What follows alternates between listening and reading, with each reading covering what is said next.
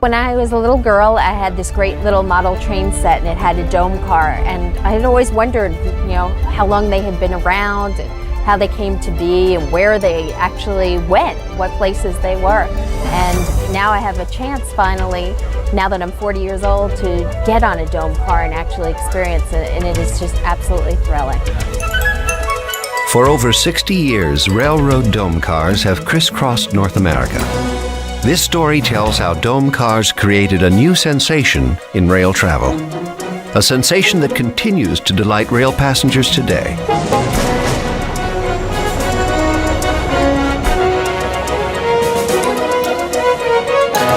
Journey with us in Dome Car Magic.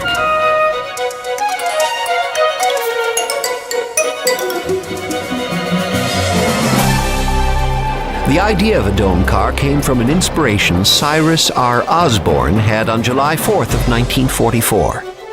Osborne was a General Motors vice president who was riding in the cab of a diesel locomotive. He was struck by the full view of Colorado's Glenwood Canyon and wished more people could see it from this perspective. Who built and operated the first dome car? Bill Kratville provides some history. The first dome car was the Silver Dome, and it was built at Aurora Shop. So they took a standard flat-top coach and put a dome on it. It was Ralph Budd, president of the Burlington Railroad, who ordered his railroad to build this first dome car.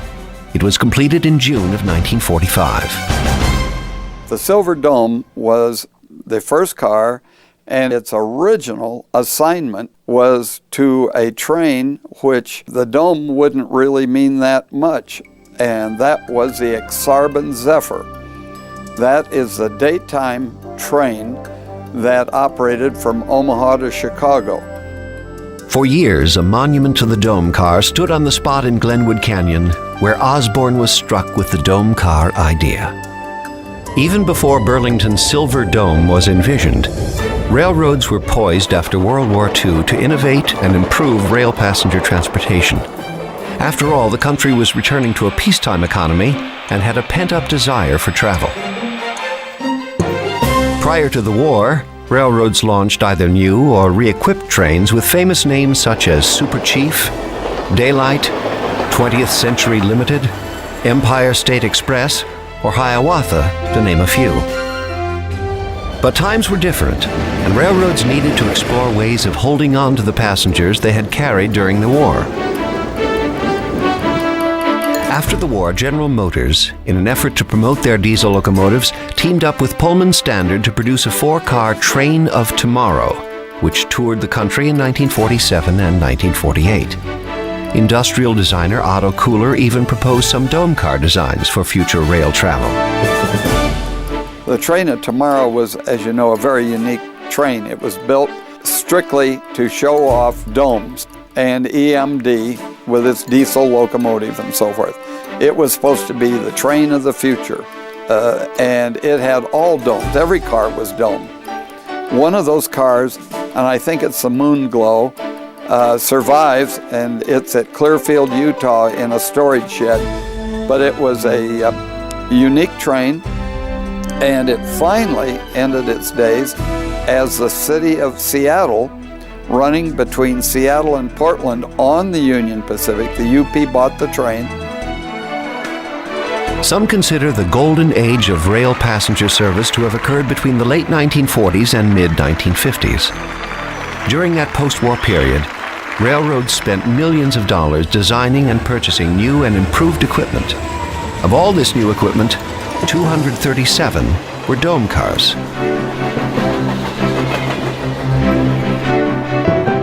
The dome cars were built by three manufacturers: Pullman Standard, American Car and Foundry, and the Budd Company. The number of cars manufactured by each breaks down as follows. Pullman Standard and American Car and Foundry each made 35 cars, while Budd produced 167 dome cars. However, a few railroads, such as Southern Pacific, took on the task of building their own dome cars. Mike Davis explains. The dome car that was used on the train in later years was perhaps the most spectacular dome car built, in that you sat on this standard level and had the dome that was 13 feet above you, and that was all clear space. And it made for a very striking car and a beautiful lounge facility. In 1946, while the train of tomorrow was barnstorming the nation, the Chicago, Burlington, and Quincy Railroad placed an order with the Budd Company for dome cars to run on their Twin Cities Zephyrs. The Twin Cities Zephyrs entered service between Chicago and Minneapolis-St. Paul in December of 1947. But this was just the beginning of the dome car explosion. More was to come, with the crowning achievement of a new train that was to set the standard for viewing America at eye level. Considered by many as the most famous dome car train ever launched was the California Zephyr. Starting in 1949, the train was operated from Chicago to Oakland by 3 railroads: the Burlington, Rio Grande, and Western Pacific. When the California Zephyr was terminated in 1970, a reduced version of the train consist operated as the Rio Grande Zephyr from Denver to Salt Lake City until 1983. The railroad's slogan for their new Vista domes was, "Look up, look down, look all around." No wonder it became the most talked about train in the country. Talking also took the form of ads on the radio. Here's an excerpt from one. Good morning and welcome to Flight 741. I'm your stewardess, Miss Hanson. The airplane, a great way to travel. Kindly observe the no smoking sign and keep your safety belts fastened. Nothing like the train. If we have a loss of oxygen or pressurization in the cabin, oxygen masks will drop down from above. After all, you take the plane between San Francisco and Chicago, and what do you see? San Francisco and Chicago. But when you take the train, the California Zephyr with the Vista domes, well, you see America, and you travel relaxed. You will notice the escape hatches near the front wing and tail section. Emergency escape instructions may be found. Businessmen travel with California Zephyr. The government puts foreign dignitaries on it to show them America. In the pouch in front of you, you'll find a little white bag. In case the flight gets rough, feel free to ask your neighbor for his. While the California Zephyr was making travel news, other railroads, you might say, were jumping on the bandwagon. Nearly all the Western railroads brought out new trains or re-equipped trains that would include dome cars. The dome cars came with many different names. Burlington had their Vista domes, Santa Fe the Pleasure Dome for their premier train, the Super Chief. Each railroad's marketing department and advertising agency invented names for their dome cars. There was the Strata Dome on the Baltimore and Ohio, Scenic Dome on the Canadian Pacific's famous Canadian, and Planetarium Dome on the Missouri Pacific.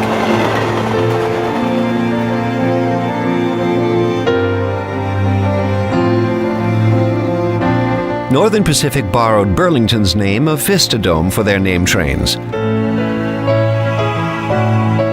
while Great Northern called their dome cars Great Domes. Milwaukee Road outdid the Great Northern by calling their cars Super Domes. Some of the Milwaukee cars ended up on the Canadian National, where they were named Scenoramic Domes. These domes operated on the Super Continental and Panorama. Santa Fe used 2 sizes of dome cars, the Pleasure Dome on the Super Chief and big domes on their other name trains.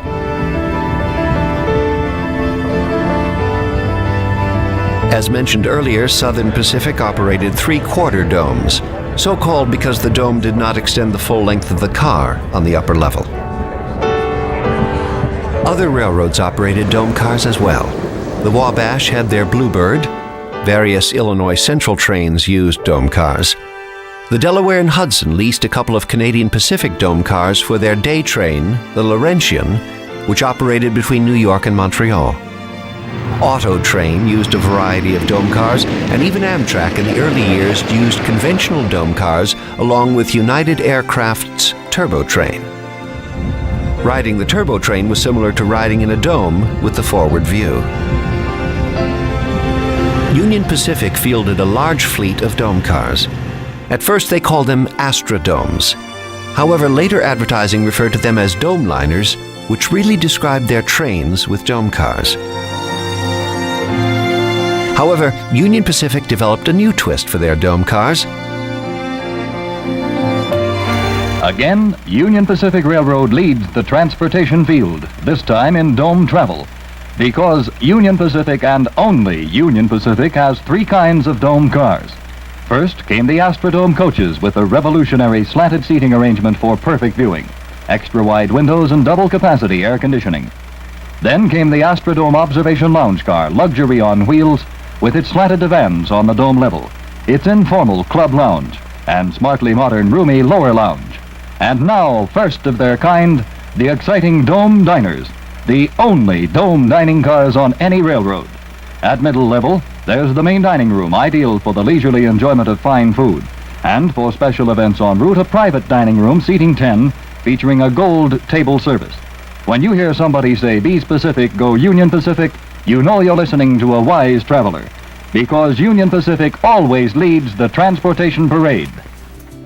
Keith Kirby shares some memories about his favorite dome car. I rode in almost every dome car there was on almost every railroad that had dome cars, but of all of them, my very favorite had to be the Silver Veranda and its companion car, the Silver Chateau. These were the tail end cars on the Burlington's second Denver Zephyr. They were very special. They were observation parlor cars, just beautiful, beautiful cars, and on a great train ride. The Vista Dome car, yes, was popular in the daytime for the scenery, but also a great place to go at night. Didn't have any lights inside the car. You could look out at the vast expanse of the Nevada desert, or going across the rolling cornfields of Iowa and watching a succession of red and green lights as the train sped across at 79 miles per hour. It was a special thrill for me to sit in a dome car, especially near the back of the train, because you could see the whole train snaking in front of you. And that was especially true going through the Colorado Rockies, where there were so many tunnels that the train went through on its way toward the west. And it was a great thrill to see a tunnel coming and suddenly you're plunged into darkness. I rode the Capital Limited, and that was neat because I was in one of their domes. And again, those were lower domes, and one of the interesting features about those cars were they had some spotlights above the door, and at night they would turn on the spotlights, and so you would get some night vision that way. It sounded like when I saw it in the brochures it would be neater than it was in real life. They didn't really light up that much. Oh, it's the greatest thing in the world. A 360-degree view, very comfortable and quiet, pleasant going along at high speed across the open spaces of the United States. It's a joy, night or day.